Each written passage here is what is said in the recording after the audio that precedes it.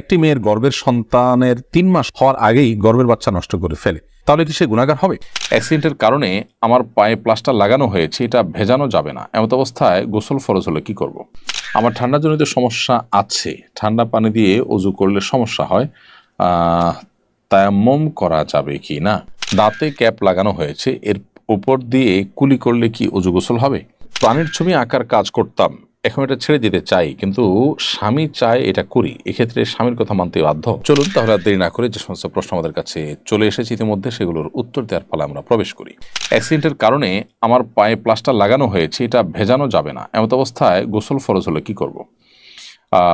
যে প্লাস্টার লাগানো আছে সেটা যেহেতু ভেজানো যাবে না, গোসল ফরজ হলে তার উপরে তার নিচের অংশকে খুব ভালো করে ধোবেন এবং এই অংশটাকে ভিজা হাত দিয়ে উপরে মুছে নেবেন, বাস তাহলেই হবে।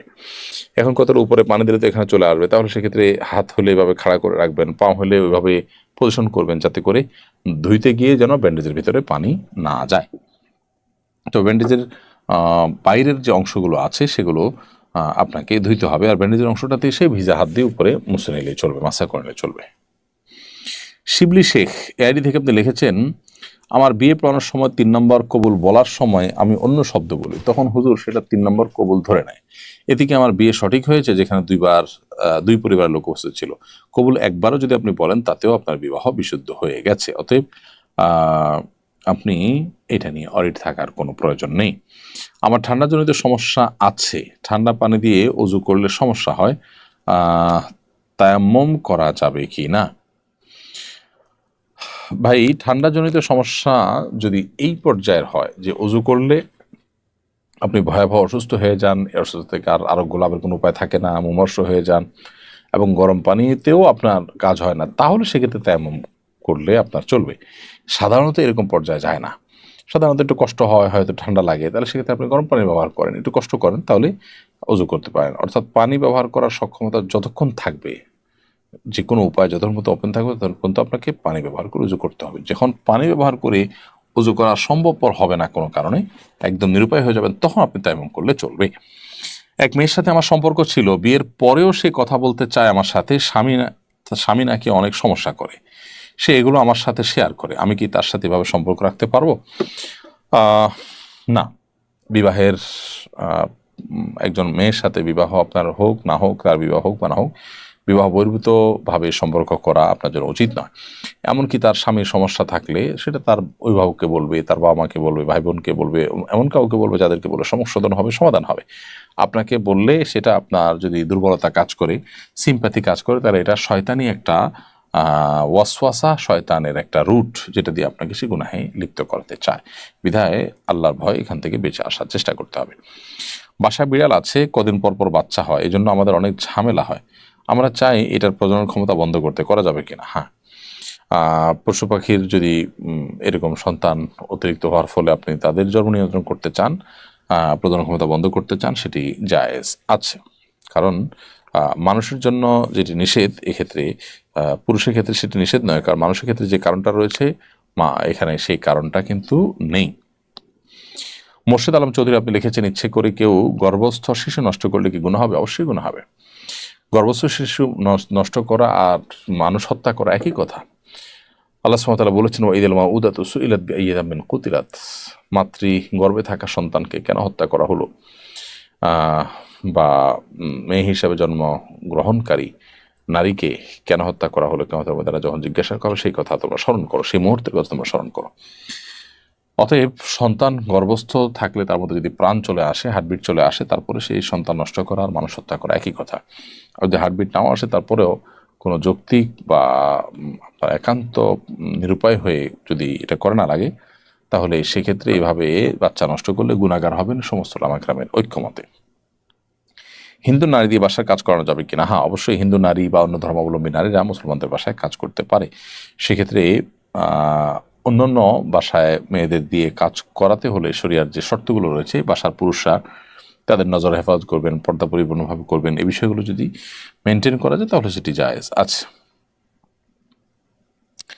দাঁতে ক্যাপ লাগানো হয়েছে, এর উপর দিয়ে কুলি করলে কি অজু গোসল হবে? দাঁতে যদি ক্যাপ লাগানো হয়ে থাকে তাহলে সেক্ষেত্রে তার উপর দিয়ে অজু গোসল করা যাবে, কুলি করে অজু গোসল করা যাবে, কোনো অসুবিধা নেই। তারপর রিমা ভুঁইয়া আপনি লিখেছেন, সুস্থ সুন্দর ও নেককার সন্তান লাভের কোনো আমল আছে কিনা। সূরা ফুরকান ৭৪ নম্বর আয়াত পড়বেন, প্রসিদ্ধ দোয়া, যে দোয়াতে আল্লাহ তাআলা শিখিয়েছেন আমাদেরকে, রব্বানা হাব লানা মিন আজওয়াজিনা ওয়া যুররিয়াতিনা কুররাতা আয়ুন ওয়াজআলনা লিল মুত্তাকিনা ইমামা। হে আমাদের রব, আপনি আমাদের পরিবার, স্ত্রী, স্বামী এবং সন্তান সন্ততি তাদেরকে চক্ষু শীতলকারী সন্তান বানিয়ে দিন এবং আমাদেরকে মুত্তাকিদের ইমাম বানিয়ে দিন। তো এই দোয়া আল্লাহ তাআলা সুবহানাহু ওয়া তাআলার কাছে বিশেষ করে নিবেদন করবেন। এটি হলো সন্তান যেন নেক হয় তার জন্য আল্লাহ শেখানো দোয়া, কোরআন বর্ণিত দোয়া, বিধায় এটি করবেন। এছাড়া রব্বি হাবলি মিনাস সলিহিন, হে আল্লাহ আমি নেক সন্তান চাই আপনার কাছে, ইত্যাদি ইত্যাদি। রব্বি হাবলি মিন লাদুনকা যুররিয়াতান তাইয়্যিবা ইন্নাকা সামিউদ দুআ, হে আল্লাহ পবিত্র সন্তান আপনার কাছে আমাকে দান করেন, কারণ আপনি দোয়া শ্রবণকারী। এই জাতীয় দোয়াগুলো কিন্তু নবীর রাসূলের দোয়া, সন্তান নেক হওয়ার জন্য সেগুলো তো করা যেতেই পারে। প্রাণীর ছবি আঁকার কাজ করতাম, এখন এটা ছেড়ে দিতে চাই, কিন্তু স্বামী চায় এটা করি, এক্ষেত্রে স্বামীর কথা মানতে বাধ্য না। আপনি কোনো গুনাহের কাজ ছাড়ার ক্ষেত্রে স্বামী যদি বাধা দেন, তার সে বাধা শুনতে আপনি বাধ্য নন, তবে বিনয়ের সাথে সম্পর্ক যেন নষ্ট না হয় সেজন্য আপনার অপারগতার যে কারণটা সেটি বোঝাবার চেষ্টা করবেন, যে আল্লাহ রাব্বুল আলামিনের নিষেধাজ্ঞাকে লঙ্ঘন করাই পৃথিবীর কোনো মানুষের আনুগত্য করবার কোনো সুযোগ নেই, সেই জায়গা থেকে আমি নিরুপায়, এটা আপনি তাকে বোঝাবার চেষ্টা করবেন। আমি শাশুড়ির সাথে ঝগড়া করে তাকে আঘাত করেছি, এতে স্ত্রী তালাক হবে কিনা। প্রথমত, শাশুড়ির সাথে ঝগড়া করে যদি তাকে আঘাত করেন তো সেক্ষেত্রে সেটা গর্হিত কাজ হয়েছে, জঘন্য অন্যায় হয়েছে। যত যাই হোক না কেন তিনি আপনার মায়ের মতো, বয়সেও আপনার মায়ের মতো, মর্যাদার দিক থেকেও মায়ের মতোই অনেকটা, বিধায় স্বামীর সাথে সুসম্পর্ক রাখবার প্রয়োজন হলেও আপনার স্ত্রীর সাথে সুসম্পর্ক রাখার প্রয়োজন হলেও আপনার শ্বশুর-শাশুড়ির সাথে এই ধরনের আচরণ আপনার দ্বারা মোটেও কাম্য নয়।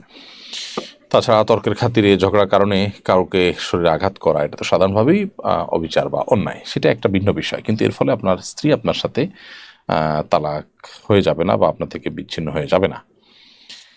এরপর শেখ সাহেব এআইডি থেকে আপনি লিখেছেন, অনেক সময় কয়েক মাস বা কয়েক বছর পরও মৃত ব্যক্তির লাশ অক্ষত অবস্থায় পাওয়া যায়, এটা কি সত্য? হতে পারে, সেটার কোনো বৈজ্ঞানিক যৌক্তিক কারণ থাকতে পারে, আবার এটি অলৌকিকতাও থাকতে পারে, কোনো ব্যক্তির কারামত, তার সম্মানার্থে আল্লাহ সুবহানাহু ওয়া তাআলা তার লাশকে হেফাজত করেন, এমনটি হতে পারে। আবার সেটার কোনো সায়েন্টিফিক কারণেও তার লাশ মাটিতে পচেনি সহজে, সেরকমটিও ঘটা অস্বাভাবিক নয়। আমি একজন সরকারি হাসপাতালের ডাক্তার, আমাদের ডিউটি টাইম 8টা থেকে 2টা 30 পর্যন্ত, কিন্তু আমি 11টায় যাই।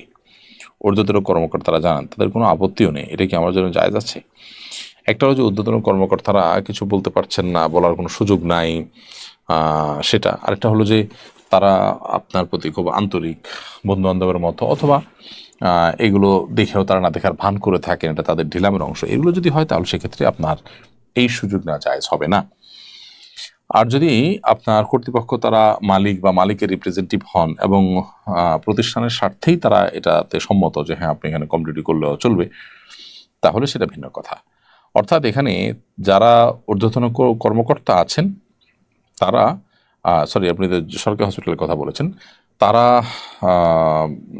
দায় সারার ভাবের কারণে অথবা আপনার দুর্বলতার কারণে যদি তারা দেখেও না দেখার ভান করেন, তাহলে সেক্ষেত্রে তাদের এই মৌন অনুমতি বা অনুমোদন এটা আপনার ডিউটিতে সময় কম দেওয়াটাকে হালাল করবে না।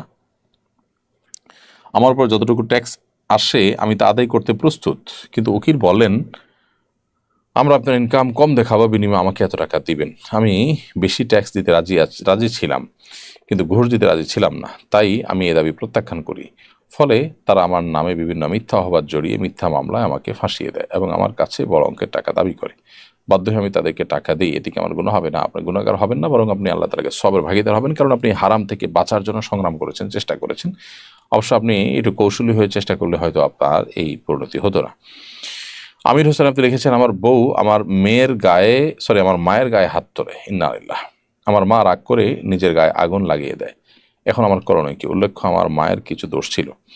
আপনার মায়ের যত দোষী থাকুক না কেন, স্ত্রী আপনার মায়ের গায়ে হাত তোলা, তার মার মর্যাদার সমান এরকম নারীর গায়ে হাত তোলা অবশ্যই তার অপরাধ হয়েছে। এক্ষেত্রে স্ত্রী যদি তার ভুল বুঝতে পারেন, তাহলে সেক্ষেত্রে ভবিষ্যতের জন্য তাকে সংশোধনের সুযোগ দিতে পারেন, তবা সুযোগ দিতে পারেন, এবং মায়ের কাছে উভয় মাপ চাইবেন এবং মায়ের দোষগুলোকে যেন হজম করেন, সহ্য করেন স্ত্রী, তাকে বোঝানোর চেষ্টা করবেন, কাউন্সিলিং করবেন যে বৃদ্ধ মানুষ, তারা অনেক কিছুই বোঝেন না, তাদের অনেক কিছুকে ক্ষমাসুন্দর দৃষ্টি দেখতে হয়, নিজেরাও একদিন বৃদ্ধ হব আমরা, এরা স্ত্রীকে বোঝানো যেতে পারে। আর মায়ের কাছ থেকে অবশ্যই ক্ষমা প্রার্থনা করতে হবে। উভয়ের যতক্ষণ পর্যন্ত দিল থেকে ক্ষমা করে না দেন ততক্ষণ পর্যন্ত ক্ষমা চাওয়া অব্যাহত রাখতে হবে। বিয়ে হয়ে গেছে কিন্তু উঠিয়ে আনা হয়নি, এখন কি তারা অন্তরঙ্গ হতে পারবে? আগদ যদি হয়ে যায়, দুজন সাক্ষীর উপস্থিতিতে প্রস্তাব এবং সম্মতি যদি হয়ে যায়, তাহলে সেক্ষেত্রে উঠে আনা হলো কি হলো না তাতে কিছু আসে যায় না। তারা স্বামী স্ত্রী সুলভ আচরণ করতে পারে এবং অন্তরঙ্গ হতে পারে। বাবা মসজিদের জমি ওয়াকফ করেছিলেন, এটা মসজিদের দখলেও, এখন মেয়ে গরিব হওয়ায় চায় জমি ফিরিয়ে নিতে, মসজিদ কর্তৃপক্ষ কি ফেরত দিতে পারবে? বাবা যদি জমি দান করে গিয়ে থাকেন তাহলে সেক্ষেত্রে সন্তান সেটা ফেরত দিতে পারবেন না। মসজিদে যদি চলে যায়, দান করে যান, ওয়াকফ করে যান, স্থায়ীভাবে দান করে দিয়ে যান, তাহলে সেক্ষেত্রে সন্তান সেটাকে প্রত্যাহার করবার অধিকার বা সুযোগ নেই। সেকেন্ড হ্যান্ড মোটর সাইকেলের মিটার কম দেখিয়ে বেশ দিন চলা বাইক কম চলেছে দেখিয়ে বিক্রি করা যাবে কিনা? না, অবশ্যই এটা প্রতারণা, এটা গুনাহ। নবী সাল্লাল্লাহু আলাইহি ওয়াসাল্লাম বলেছেন, মান গাশশা ফালাইসা মিন্না, যে ব্যক্তি প্রতারণা করে কাউকে, সে ব্যক্তি আমার উম্মত নয়। সেজন্য একজন মুসলমান তিনি এই ধরনের প্রতারণা করা, চালাকি করা, এটা কখনো তার জন্য জায়েজ হতে পারে না। বিধায় এই ধরনের হারাম থেকে আমরা বেঁচে থাকার চেষ্টা করব। মাইদুল ইসলাম সুবর্ণ আপনি লিখেছেন, একটি মেয়ের গর্ভের সন্তানের 3 মাস হওয়ার আগেই গর্ভের বাচ্চা নষ্ট করে ফেলে, তাহলে কি সে গুনাহগার হবে? গর্ভের বাচ্চা নষ্ট করা সর্বাবস্থায় অপরাধের কথা, কিন্তু যদি সন্তানের মধ্যে হার্টবিট বা প্রাণ সঞ্চারিত হওয়ার আগেই আপনার কোনো এমন ওজরের ভিত্তিতে সেটি নষ্ট করা হয় যে ওজরটি শরিয়া গ্রাহ্য, যেমন তার ফলশ্রুতিতে মার শরীর বা জীবনের মধ্যে হুমকি আছে বা বড় কোনো বিপদ হতে পারে বা বড় কোনো সমস্যা আছে, এরকম কোনো ওজরের ভিত্তিতে যদি এটা করে, তাহলে সেটা ক্ষেত্র বিশেষে ওজরের উপর নির্ভর করে সেটা জায়েজ হতে পারে। আর এমনিতে মনে চাইলো আর সন্তান নষ্ট করে ফেললো সামান্য ঠনক অজুহাতের ভিত্তিতে, এটি জায়েজ হবে না, এর ফলশ্রুতিতে মানুষ গুনাহগার হবে।